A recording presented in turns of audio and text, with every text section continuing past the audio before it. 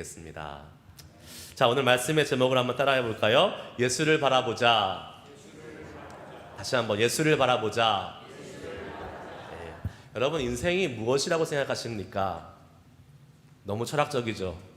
저는 이 질문을 누가 저한테 던질 때마다 인생은 나그네 길, 어디서 왔다가 어디로 가는가. 아, 노래 부르고 싶네요. 그럼 아세요 이 노래? 하식생. 구름이 이렇게 부르면 좀 불경스러운 거죠. 네. 근데 이 가사가 얼마나 은혜로운 가사인지 아십니까? 성경적인 가사예요. 인생은 나그네 길, 왔다가 가는 거예요. 네, 어디로 가는지 모르지만 우리는 알죠. 주님께 가는 것입니다. 할렐루야. 아멘. 네. 인생은 어디서 왔다가 어디로 가는지 모른다고 세상 사람들은 말하지만 한 가지 아는 건 있네요. 왔다 가는 거라는 거는 아네요. 하지만 우리는 주님으로부터 이 땅에 와서 주님의 사명을 가지고 이 땅을 살다가 다시 주님께 돌아가는 것이 우리의 인생인 줄 믿습니다. 네. 성경은요, 인생에 대해서 뭐라고 이야기하냐면 인생은 믿음의 경주이다라고 이야기한다. 레이스다라고 얘기를 해요. 자, 바울 사도는 이렇게 얘기했습니다. 빌립보서 3장 14절 말씀 같이 한번 읽어봅시다. 같이 읽습니다. 시작. 표대를 향하여 그리스도 예수 안에서 하나님이 위에서 부르신 부름의 상을 위하여 달려가노라. 아멘. 우리의 인생길을 바울 사도는 뭐라고 얘기했다고요? 표대를 향하여, 목표를 향하여 그리스도 예수 안에서 뭐를 위하여? 하나님께서 우리를 부르시는 부르심의 상을 위해서 뭐 하는 거다? 달려가는 거다. 다른 박질하는 거다. 레이스하는 거다라고 말씀하고 있습니다. 예. 여러분, 우리가 알던 모르든 인정하든 인정하지 않던 우리는 이 땅을 레이스를 살아가는 삶을 살고 있는 거예요. 오늘 본문 말씀에서도 우리 앞에 당한 경주를 한다라고 말씀하고 있습니다. 경주하는 것, 우리 앞에 놓여진 하나님이 정해놓으신 레이스를 펼치는 것이 우리의 인생이라고 말씀하고 있습니다. 여러분들은 모르겠어요. 나는 인생 경기에 참가 신청서를 낸 적이 없는데요. 나는 경주에 참여한 적이 없는데요. 이렇게 말할 수 있을지 모르겠지만 여러분이 원하던 원치 않던 이미 경주는 시작되었습니다. 성경이 그렇게 말하고 있어요. 우리가 살아가는 인생이 믿음의 경주, 믿음의 레이스를 하는 것이라고 분명히 말씀하고 있기 때문에 그렇습니다. 그런데 나는 참가 신청서를 낸 적이 없어. 나는 경주에 뛰는 선수가 아니야. 이렇게 부인하고 있고 심지어 모르고 있다면 그 사람은 참으로 안타까운 인생을 살고 있는 것입니다. 왜요? 이미 자기는 그 레이스 트랙에 가 있어요. 뛰고 있는 거예요. 그런데 자기가 선수라는 것을 몰라요. 그러니까 제대로 된 레이스를 뛸 수 없는 거죠. 정확한 트랙에서 나아가야 될 방향성도 모르고 엉뚱한 곳으로 가고 있는 것이 그 사람의 인생이 될 수밖에 없는 것입니다. 그러므로 먼저 우리가 알아야 될 것은 무엇이냐? 우리는 모두가 다 이 믿음의 경주, 믿음의 레이스를 뛰고 있는 선수라는 사실을 먼저 알아야 될 것입니다. 할렐루야. 1절 말씀을 다 같이 한번 읽습니다. 오늘 본문 1절 말씀 같이 읽어볼게요. 시작. 이러므로 우리에게 구름같이 둘러싼 허다한 증인들이 있으니 모든 무거운 것과 얽매이기 쉬운 죄를 벗어버리고 인내로써 우리 앞에 당한 경주를 하며. 히브리서 기자는 우리들에게 뭐라고 권면하냐면 우리가 인내로써 우리 앞에 당한 경주를 하는 사람이라고 말씀하고 있습니다. 믿음의 경주를 하는 사람. 자, 우리는 믿음의 경주, 믿음의 레이스 앞에 이미 참여하고 있어요. 기왕이 레이스를 할 거면 어떻게 해야겠습니까? 이겨야죠. 승리해야죠. 상 받아야죠. 참가하는 것으로 만족하면 안 됩니다. 올림픽 참가 정신, 그걸로 만족하면 아무 의미 없어요. 금메달 하나 걸고 돌아와야 될 거 아니에요. 예? 기왕 참여하는 것이니까. 자, 근데 우리가 이 믿음의 여정, 믿음의 레이스, 믿음의 경주에서 승리하기 위해서 우리에게 반드시 필요한 것이 있습니다. 그것이 뭔지 아십니까? 믿음의 경주에서 승리하기 위해서 우리가 해야 될 것은 바로 예수님을 바라보는 것입니다. 자, 왜요? 예수님이 믿음의 주요 온전케 하시는 이기 때문에 그렇습니다.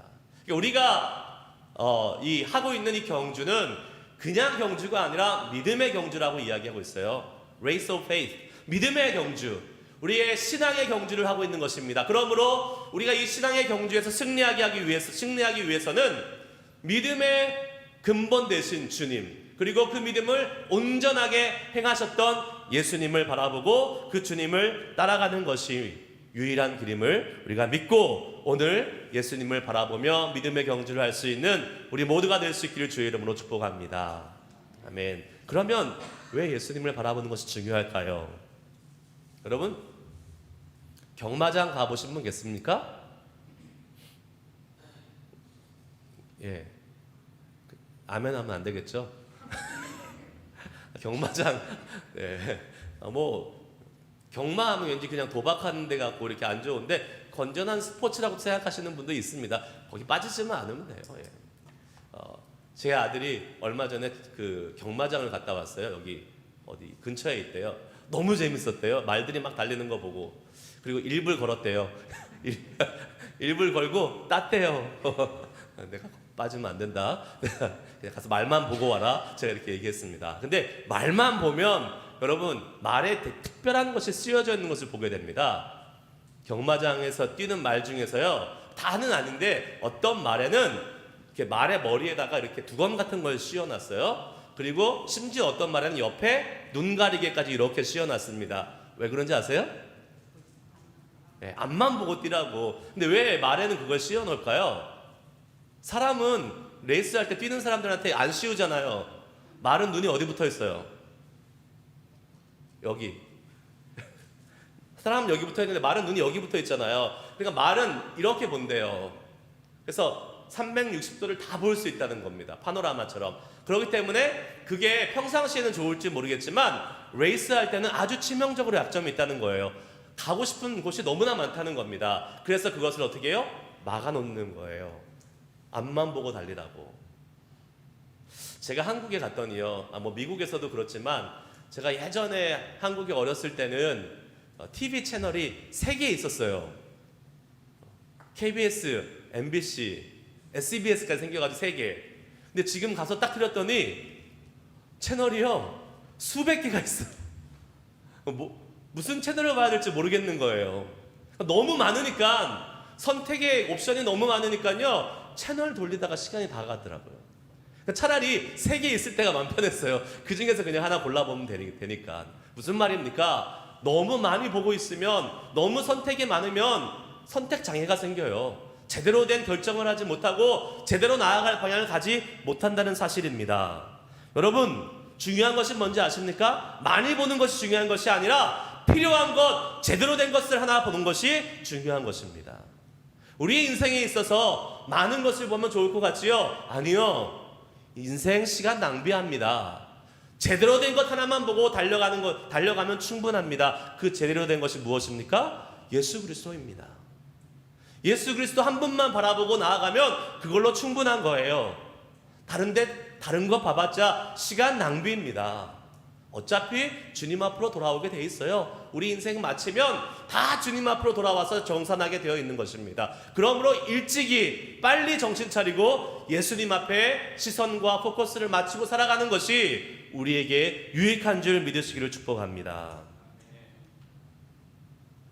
믿음의 경주를 하는 우리 그리스도인들이 꼭 봐야 될 것이 왜 예수님입니까? 바로 예수님이요 뭐라고 말씀합니까? 2절 말씀 한번 보겠습니다. 오늘 2절 말씀 보면 이렇게 기록되고 있어요.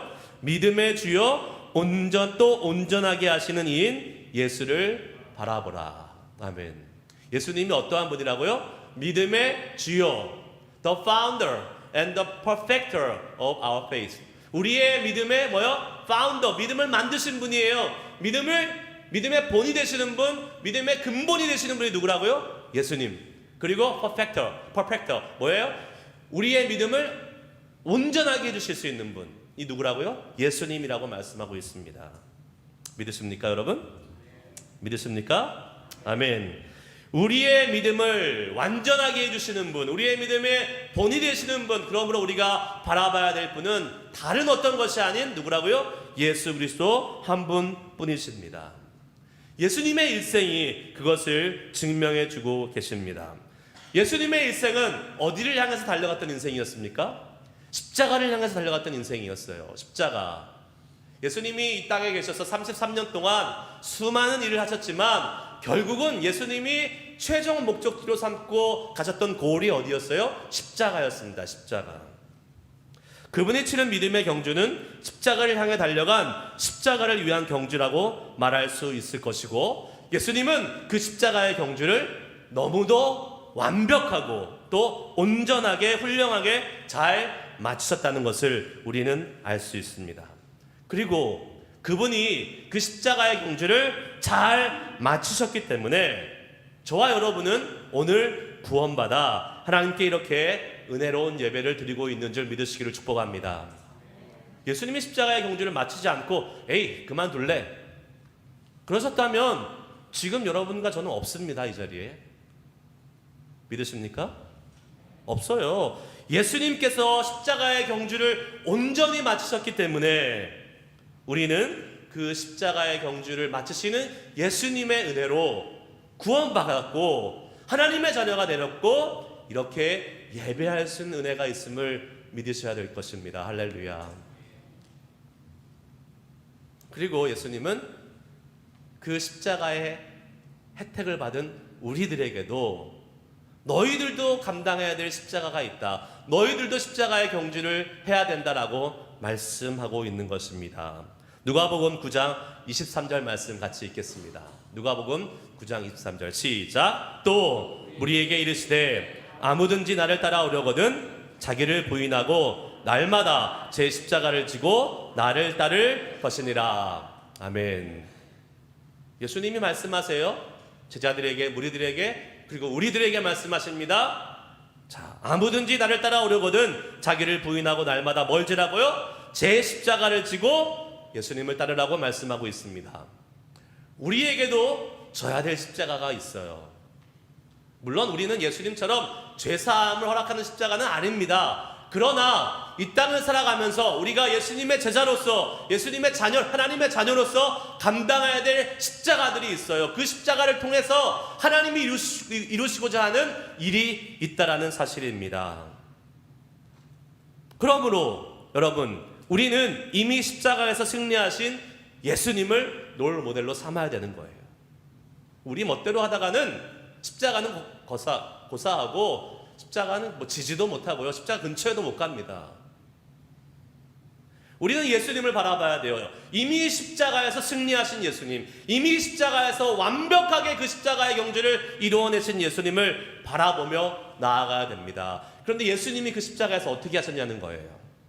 그 십자가를 바라보면, 그 십자가 달리신 예수님을 바라보면 어떤 일이 벌어지냐는 것입니다. 첫 번째, 한번 따라해 보시기 바랍니다. 예수를 바라보면 인내하게 됩니다.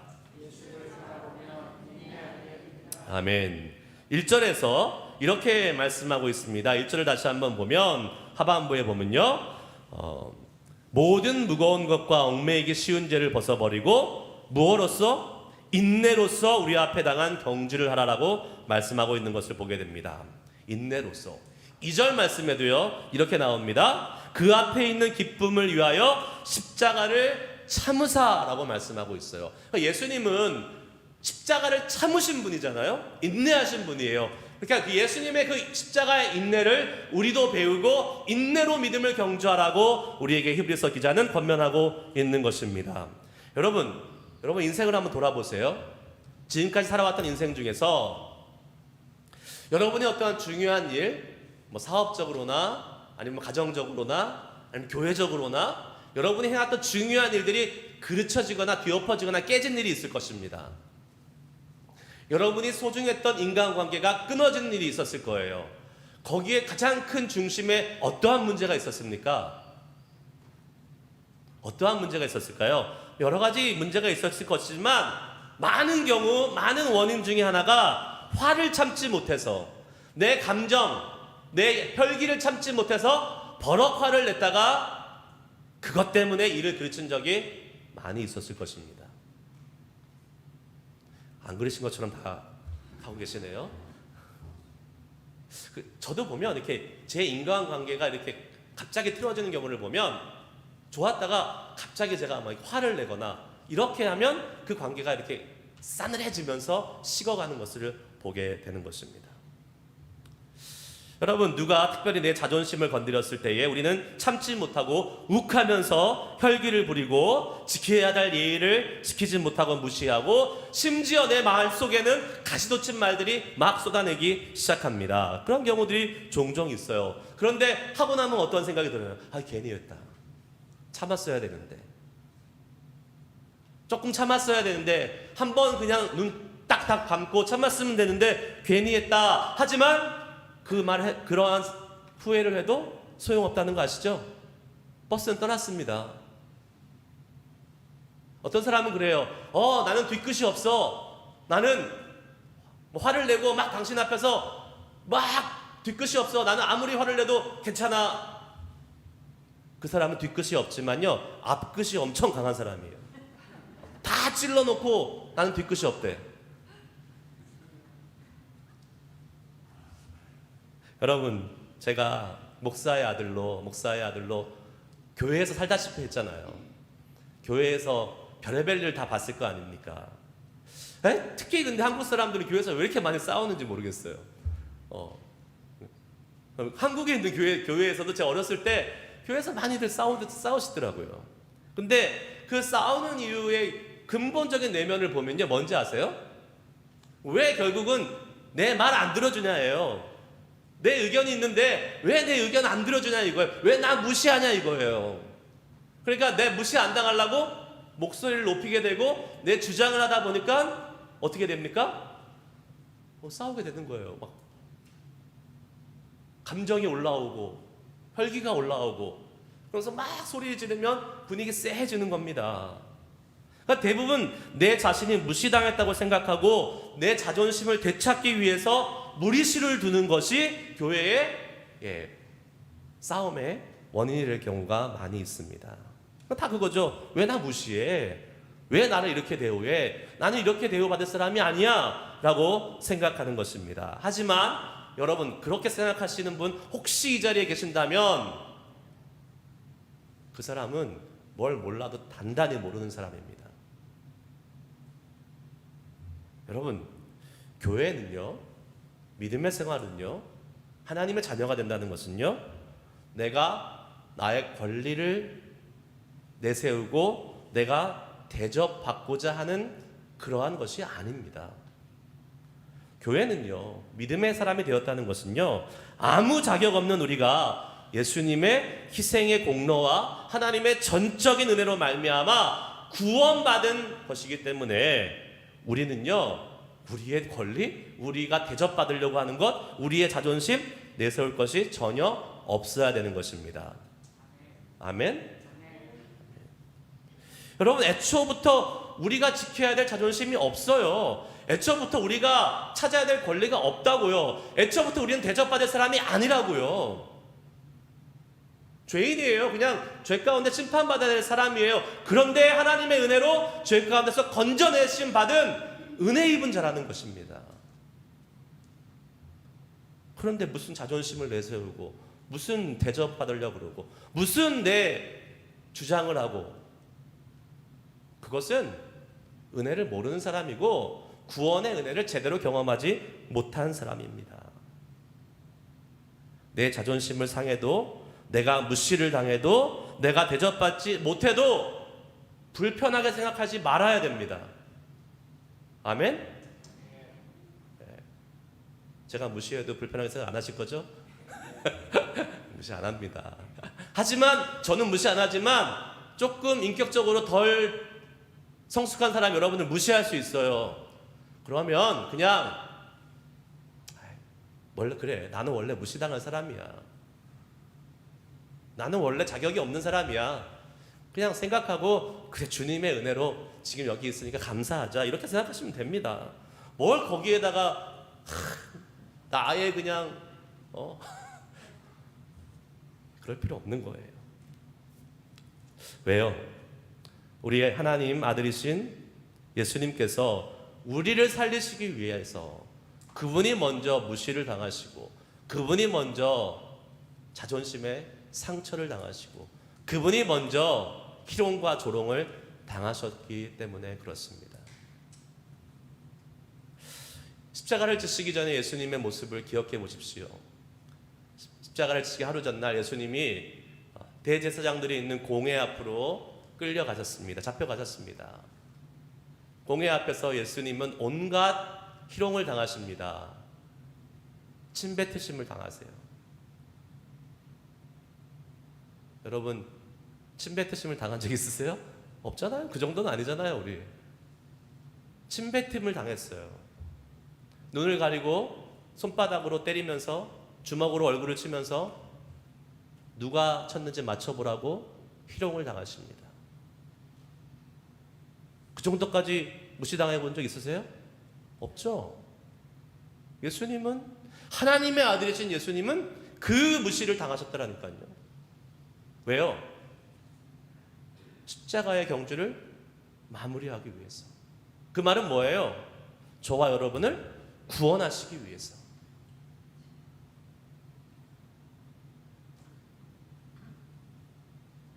예수님이 이 조롱과 무시와 엄청난 자존심의 스크래치를 당하시면서까지도 그것을 인내하고 참으시면서 계속 십자가의 길을 향해서 가셨다는 사실은 무엇입니까?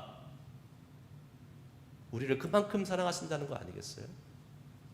우리를 구원하시기를 그만큼 강렬히 원하신다는 거 아니겠어요? 예수님께서 그 희롱과 무시를 당하시는 것을 참으셨기 때문에 그분은 십자가를 향한 믿음의 경주를 계속할 수 있었던 것이고, 그 결과 우리는 구원받는 하나님의 자녀가 될 수 있었던 것입니다. 할렐루야. 그뿐 아닙니다. 여러분, 예수님은 상상할 수 없는 고통까지도 인내하셨습니다. 여러분, 우리는 십자가를 생각하면 그 십자가에 못 박히신 예수님을 생각합니다. 그러나 십자가에 못 박히시기 전에 이 공회에서 또 로마 군병들에게 예수님이 먼저 당하신 고통이 있습니다. 뭔지 아십니까? 채찍형을 당하셨습니다. 채찍형. 패션 오브 크라이스트 보신 분 다 아시겠지만 그 채찍은 그냥 채찍이 아닙니다. 채찍 끝에 뭐가 박혀있냐면 쇠구슬이 박혀있거나 뼈 조각이 박혀있는 채찍이에요. 그렇기 때문에 그 채찍을 맞는 순간 살점이 떨어져 나가는 거예요. 여러분, 그 보셨죠? 패션 오브 크라이스트. 거기 보시면 저 눈 뜨고 못 보는 장면이 나오잖아요. 너무 끔찍해서. 근데 그것이 사실이에요. 그러니까 채찍을 한 번 맞고 끝났겠습니까? 계속 맞으시는 거예요, 예수님이. 그럼 살점이 계속 떨어져 나가고 뼈가 보이고 심지어는 창자와 장기까지 보인다는 겁니다. 이미 채찍 맞으시면서 반 죽으신 거예요. 그런데 거기서 끝나지 않죠. 어떻게 합니까? 자신이 질 십자가의 그 형틀을 들고 올라가십니다. 너무나 탈진하고 힘들어서 그 십자가를 질 수 없어서 그러네 시몬이 대신 지고 올라갈 정도였잖아요. 십자가에 못 박힐 때는 어떻습니까? 십자가를 눕혀놓고 그 위에 예수님을 눕힙니다. 그리고 어떻게 합니까? 발과 손목에 못을 박죠. 대못을 박습니다. 보통은 7인치 되는 못을 박는다 그래요. 10cm가 넘는 큰 못을 박는 거예요. 왜요? 십자가에 매달기 위해서. 근데 여러분, 근데 제가 어떤 분의 설명을 들으니까 이 손목에 십자가에 못을 박는데 여기에 모든 신경의 세포가 다 있다는 거예요. 여기 손목에서부터 이 신경세포가 다 퍼져갈 수 있는 교차점이 있다는 거예요. 여러분, 치과 가셨을 때 신경 치료 받으신 적 있으시죠? 마취가 안 된 상태로 살짝 건드렸을 때 덴티스트가 생각만 해도 그냥 끔찍하지 않으세요? 막 소름 끼치죠? 근데 예수님은 마취가 아니라, 살짝이 아니라 대못을 그 신경세포에 꽂은 거예요. 그 고통이 얼마나 심하셨겠습니까? 그런데 그 고통을 참으셨어요. 왜요? 십자가를 마무리하셔야 되니까. 십자가의 경주를 마무리하셔야지 우리를 구원할 수 있기 때문에 주님은 그 고통까지도 참으시면서 우리를 구원하셨던 것입니다. 가시관을 쓰시고 창에 허리에 찔림을 당하시면서 모든 물과 피를 다 쏟으시는 고통 가운데 주님은 십자가를 완성하셨던 것입니다. 여러분, 주님이 왜 그러셨을까요? 왜 이 십자가의 고통을 견디셔야만 했을까요? 그것이 유일한 길이기 때문에 그렇습니다. 그것이 죄인들을 구원하실 수 있는 유일한 하나님의 길이기 때문에 그래요. 다른 길은 없어요. 다른 사람이 십자가에 달려도 구원받지 못해요. 죄가 없으신 예수님만이 십자가에 달리셔야지만이 그 구원의 길이 열리는 것입니다. 그래서 예수님은 그 십자가의 길을 그 아픈 고통 속에서도 끝까지 인내하며 가셔야 됐던 것이지요. 어쩌면 예수님이 그 길을 끝까지 가고 싶지 않으셨을지도 모를 거예요. 하지만 참으면서 기꺼이 마지막까지 그 십자가의 구원의 사역을 완성하신 것은 바로 저와 여러분을 구원하시기 위한 하나님의 놀라운 계획이요 예수님의 무한한 사랑임을 우리는 이 아침에 다시 한번 믿을 수 있기를 주의 이름으로 축복합니다. 그 예수님의 참으심으로 구원받은 사람이 나의 권리를 내세운다고요? 내 자존심을 내세운다고요? 내가 대접받기 원한다고요? 그런 사람은 인간도 아닙니다. 사람도 아니에요. 그 사람. 다시 말씀드립니다. 우리는 주님의 십자가 앞에서 아무 권리가 없습니다. 아무 자존심이 없습니다. 아무 대접받아야 될 이유가 없는 것입니다. 그런데 왜 이렇게 많은 사람들은 교회에서 대접받기를 원하는지 모르겠어요. 왜 이렇게 많은 사람들은 왜 내 이야기가 들어주지 않는다고 불평불만을 너무나 쉽게 내어 뱉으면서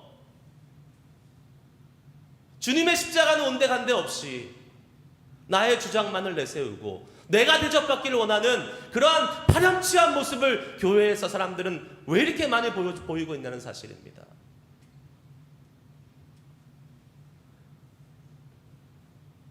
그런 사람들은요 2000년이 지난 지금 다시 한번 예수님께 침을 뱉는 사람이에요.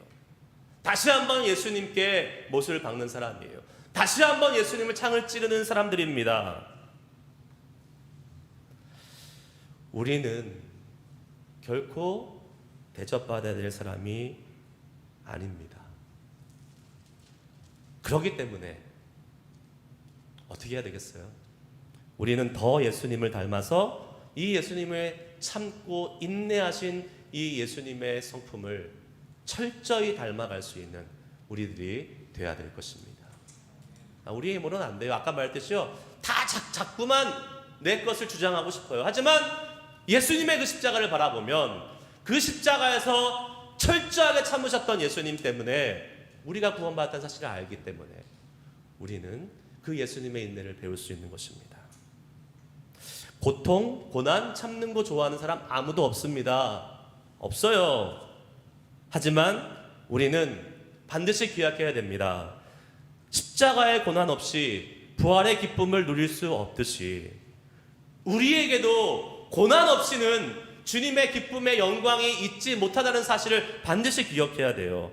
성경의 진리입니다. 그냥 영광과 기쁨과 즐거움이 오는 게 아니에요.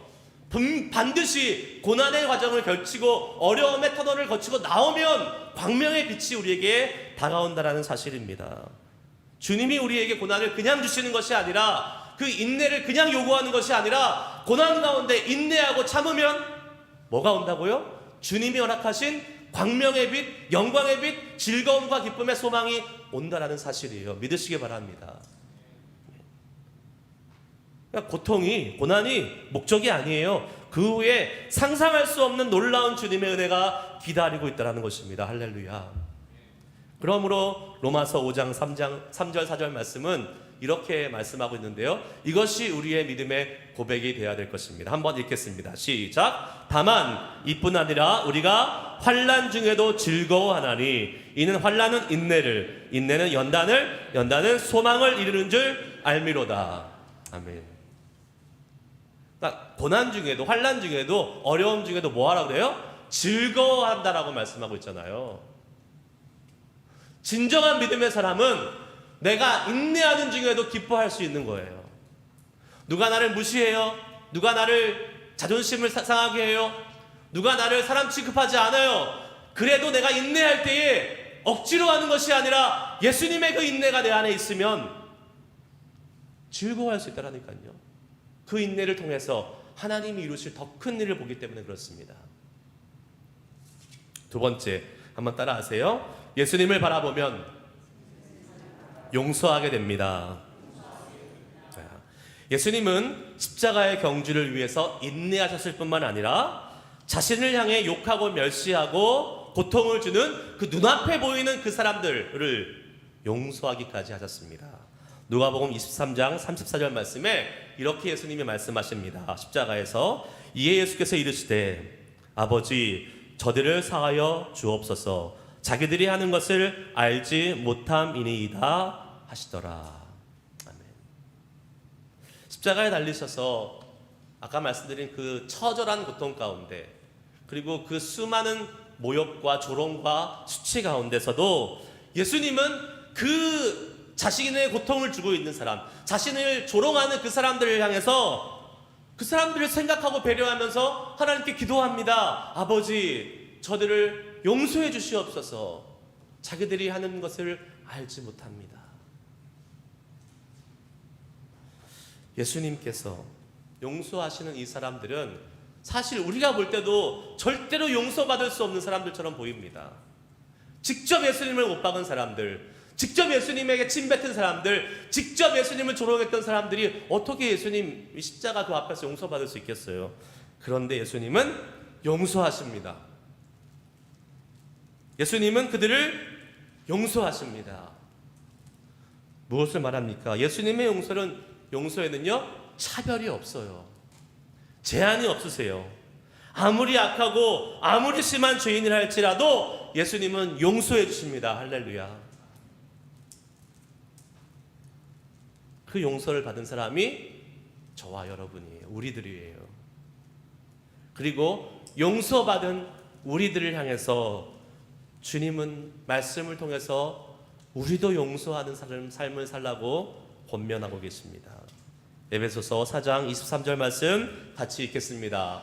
에베소 4장 23절 읽습니다. 시작. 서로 친절하게 하며 불쌍히 여기며 서로 용서하기를 하나님이 그리스도 안에서 너희를 용서하심 같이 하라. 아멘. 그런데 우리는 어떻습니까? 우리가 용서하지 못하는 사람이 있지 않습니까?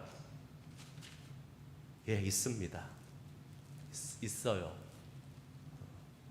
진심으로 용서하지 않고 그냥 피해요. 에이, 상대 안 하면 되지. 피해놓고 상대 안 하면서 용서했다고 생각해요. 아니요, 그건 용서한 게 아닙니다. 그거는 자기가 스스로 속이는 거예요. 용서했다고 생각하는 거예요. 아니요, 그건 용서한 게 아니에요. 여러분, 제가 아무리 좋은 목사라고 할지라도 저도 미워하는 사람이 있을까요? 없을까요? 있어요? 저를 그렇게밖에 안 보세요? 있죠. 있습니다.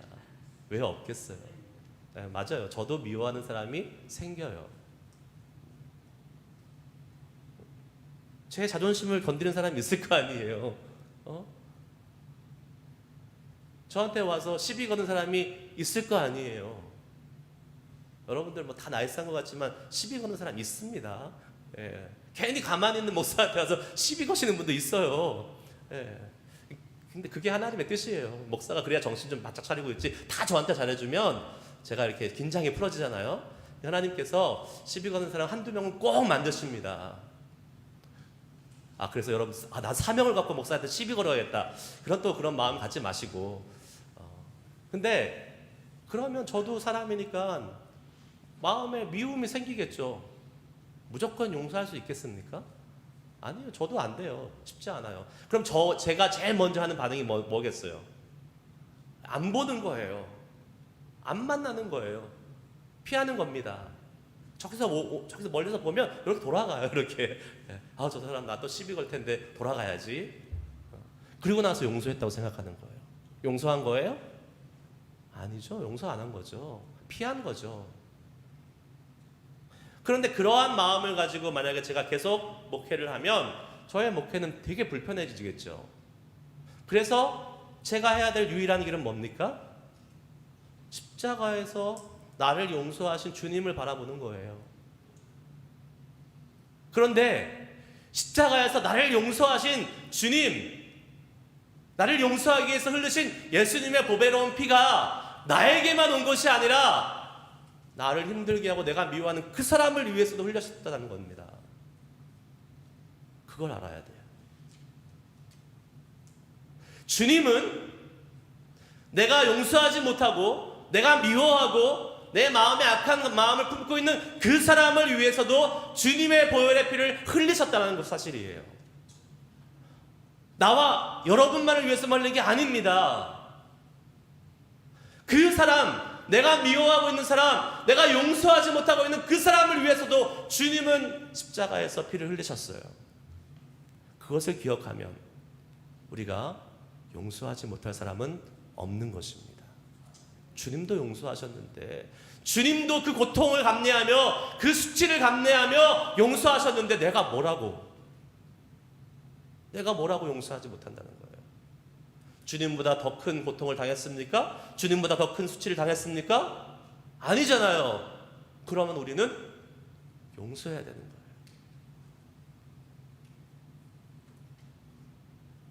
말씀을 맺습니다. 우리는 모두 믿음의 경주에 참여하고 있습니다. 우리가 알던 모르던, 인정하던 인정하지 않던, 참가 신청서를 냈던 안 냈던 우리는 이미 다 레이스 트랙에 서 있어요. 달려가고 있습니다. 그 믿음의 경주를 잘 마치는 사람이 돼야 되지 않겠습니까? 여러분, 인생을 마치고 주님 앞에 섰을 때에 주님께서 참 잘 뛰어왔다, 다른 것 쳐다보지 않고 나를 바라보고 잘 뛰어왔다, 상 받아라, 금메달, 이 은혜가 있어야 되지 않겠어요? 실컷 70년, 80년, 90년 인생 살았는데 아무 상이 없어요. 너가 뛰어야 될 트랙은 3번이야. 3번으로 와야 되는데 너는 왜 엉뚱하게 저 8번, 9번에 가서 뛰다 왔냐? 예수님이 그렇게 말씀하실 수 얼마든지 있을 거 아닙니까? 그 주님이 정하신 그 트랙에서, 정확한 코스에서 주님을 바라보고 인내와 용서를 가지고 그 트랙을 뛰어갈 수 있는 우리 모두가 되어야 될 것입니다. 그럴 때 결승선을 통과할 때 주님이 말씀하십니다. 잘했다.